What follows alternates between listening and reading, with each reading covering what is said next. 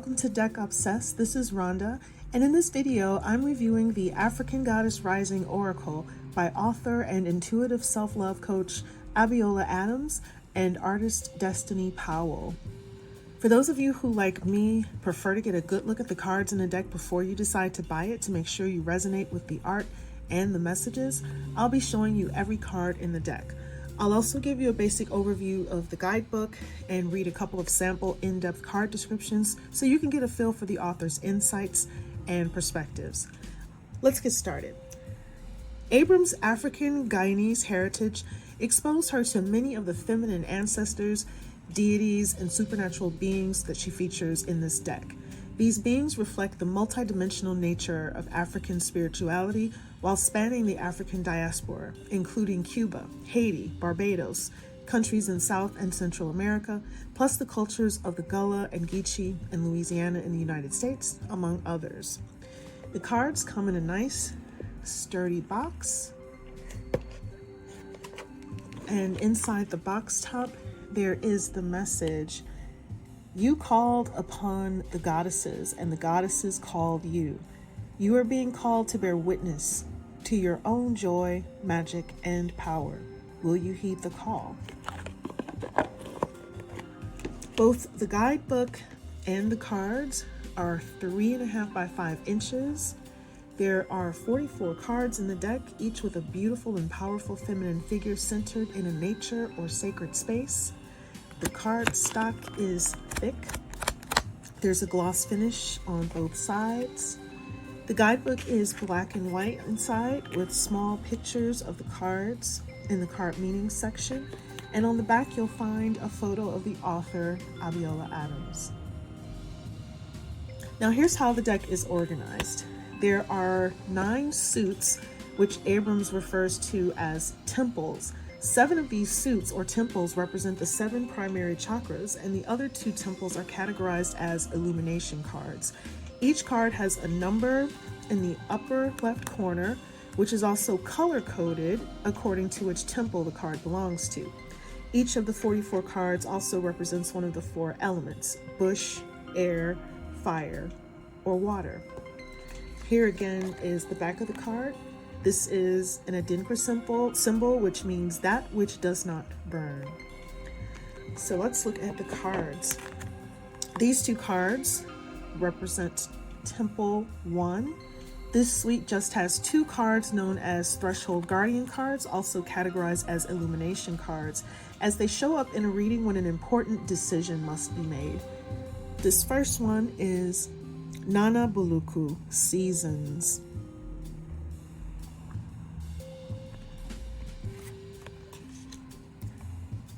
Number 2, Mawu Lisa, Cosmic Power. Now looking at Temple 2, this is the Ancestors suit. This has deified historical figures representing the root chakra or our survival. Number 3 is Sauche, Grounding. And by the way, the first word at the bottom is the name of the being on the card, and underneath it is the meaning, the primary meaning of the card. Number 4 is Tituba, Feeling Safe. There's a lot of nice floral detail around her. And these cards have a glare, so I will be trying to angle them to get the best view without the glare. 5 is Umbuya Nehanda, Radical Rebirth.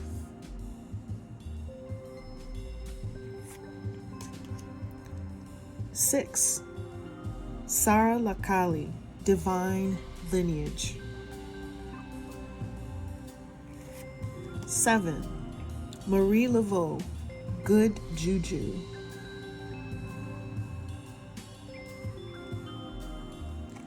'So there's 7 cards in that suit.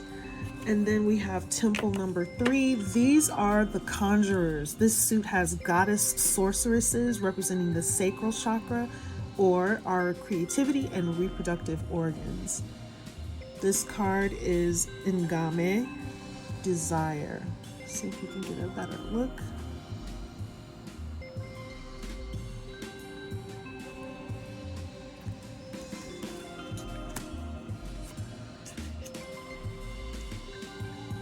Number 9, Mojaji, manifestation.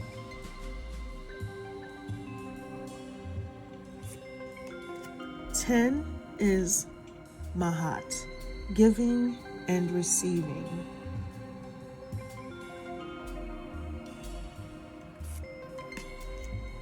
'Tanit, pleasure.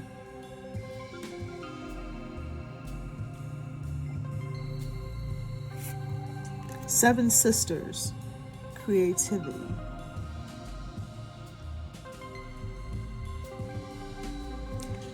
4 consists of the warriors, and this suit has goddesses standing on the front lines of true internal power, representing the solar plexus chakra, or the seat of our will and personal power. This is Oya, who represents storms. Atete, worthiness.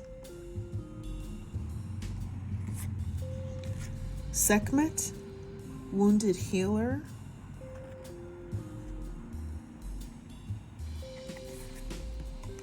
Asaseya, joy.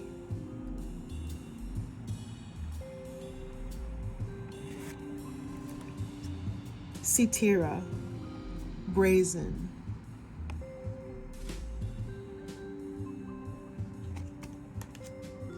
Next, we have the Shadows suit.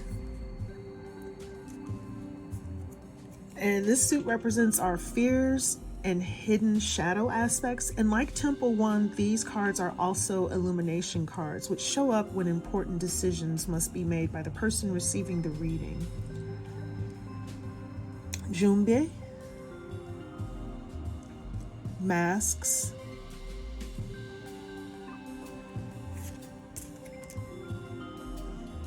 Long Bubby Susie, shame.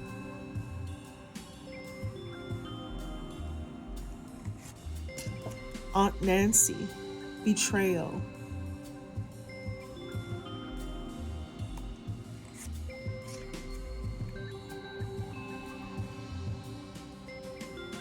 Sukuyan, scarcity.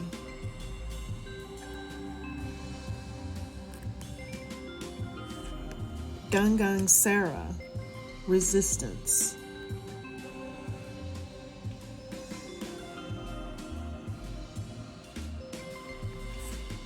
Medusa, rage.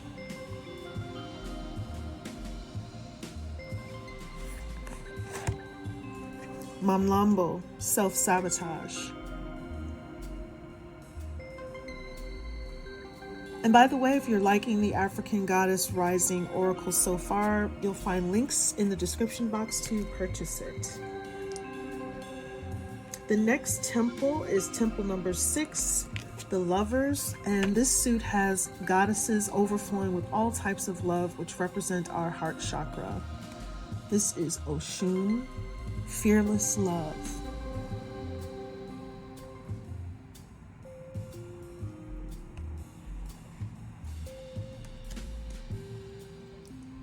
Ketesh, sacred love, sacred lust.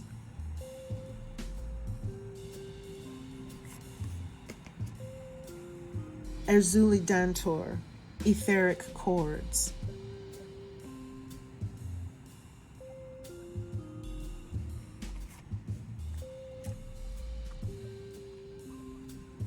Mbokokmu, soul forgiveness.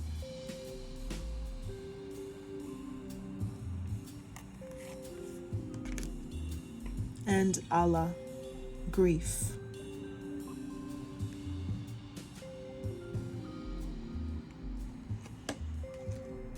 Temple 7, the Griots suit has storytellers representing our throat chakra and self-expression. This is Mamiwata, naked.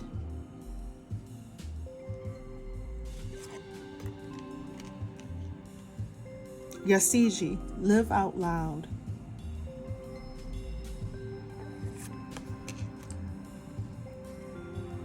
Mama Dijombo, shine.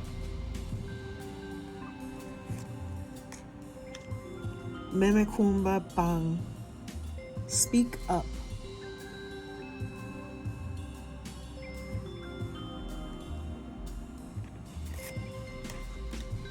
Nunde, truth.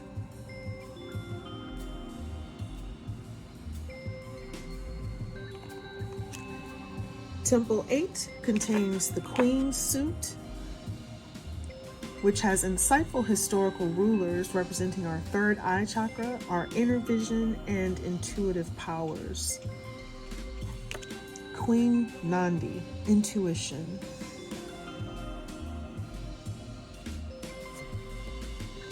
Queen of Sheba, secrets revealed.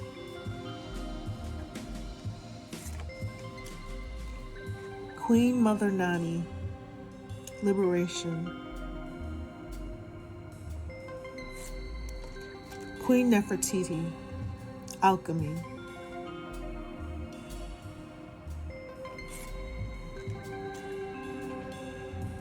Queen Ya, Astanewa, Astantewa, level up.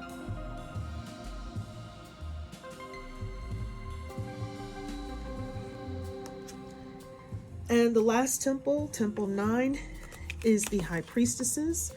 This suit has the wise keepers of the mysteries of the universe, representing the crown chakra and our connection to spirit. Yemaya, awakening.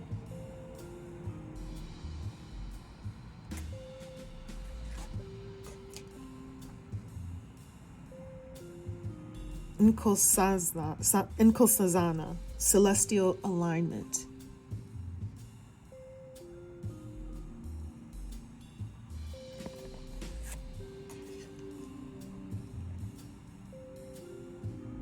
Aizan, miracles.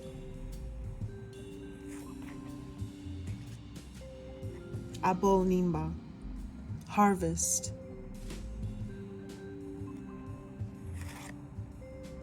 Iset, surrender.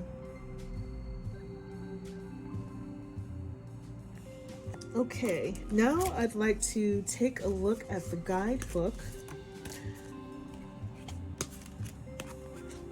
because these Oracle deck guidebooks can be such amazing sources of spiritual wisdom, and this one is no exception. The table of contents lists the card in order and by temple. There is a welcome section that provides information on Abrams' background, how she came up with the deck, and the origins of some of the beings featured in the deck and how the deck is organized. Abrams also includes a section on invocations and rituals for blessing and cleansing your cards. And there's also a section with card spreads, deeper interpretations of the elements associated with each card. And by the way, you know how when reversals show up in your cards, in your readings, Abrams notes in her guidebook that reversals, the cards that land upside down in your readings, for her deck, they are meant to emphasize and place extra focus on a card's message for the person being read, instead of that upside down card, meaning that the opposite upright meaning is what you take. So in most cards, when the card falls upside down in most decks, you take the opposite of that meaning. But with Abiola Abrams, she says the card that falls upside down is meant to place extra emphasis and focus on that card's meaning in that reading. And lastly, we have the section with the in-depth readings and meanings. And I'm going to take a look at a couple of these cards. I want to look at two cards because I'd like to read a shadow card, because those deal with more of the fears and the more negative aspects, the shadow aspects. And then I'd like to also look at one of the more positive cards. Let's take a look first at Aunt Nancy, Shadow of Betrayal on page 40. And just as a reminder, this is what that card looks like. Aunt Nancy, Betrayal. Let's get a close-up look, and you see those spider legs and the webs behind her. Now let's go ahead and take a closer look at the meaning of this card. Aunt Nancy, Shadow of Betrayal. So this temple is the shadows. This is a diaspora icon card. The element of this card is air.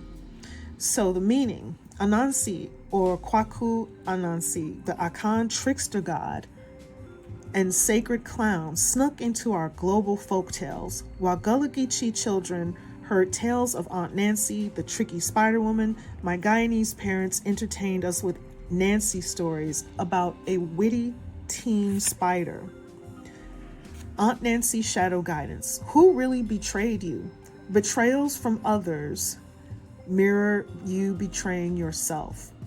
So then there is an embodiment section for the reading. So there's guidance sections, there's a description of the being or the goddess featured in the card, and here's the embodiment section. Betrayal is a web that disrupts everything you thought you knew. Use discernment in your relationships. Betrayal makes it difficult to trust, but without trust, your relationships are a lie. Trust that no matter what happens and no matter how long it takes, you will survive and thrive. The real question, how have you betrayed or abandoned yourself? And then at the end of each one of the card descriptions, there is a goddess declaration or affirmation. And this one for Aunt Nancy reads, I am willing to know the truth. Okay, so that's Aunt Nancy. We're going to take a look at another card, Erzuli Dantor, the goddess of etheric chords. Get a closer look. And we're going to look at page 54 to read her page. Okay, she's the goddess of etheric chords. The place of origin is Haiti. She's from the Lover's Temple, and her element is fire. Erzuli Dantor fought elbow to elbow with her people during the Haitian Revolution to protect mothers and children. She represents the healing of the Dark Mother. Erzuli Dantor's guidance. If it isn't wholehearted love, release it. Remember your worth. The embodiment section reads, the energy cords binding you and someone you no longer wish to be attached to are strong. You must be willing to let go. Close your eyes, see divine swords of God, Goddess, loving light separating you and dissolving the cords between you. You are both whole and healed. Just as you shower to cleanse physical grime, there is also grime in the form of energy cords, also called karmic ribbons, emotional cords, or etheric cords.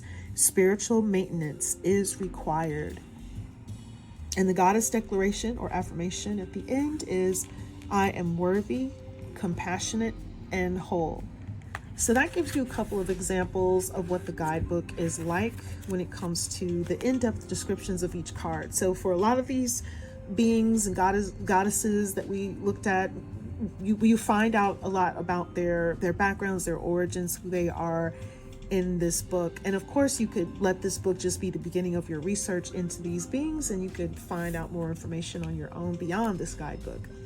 So again, let's look at Aunt Nancy and Erzuli Dantor, the two cards we read for in the guard book.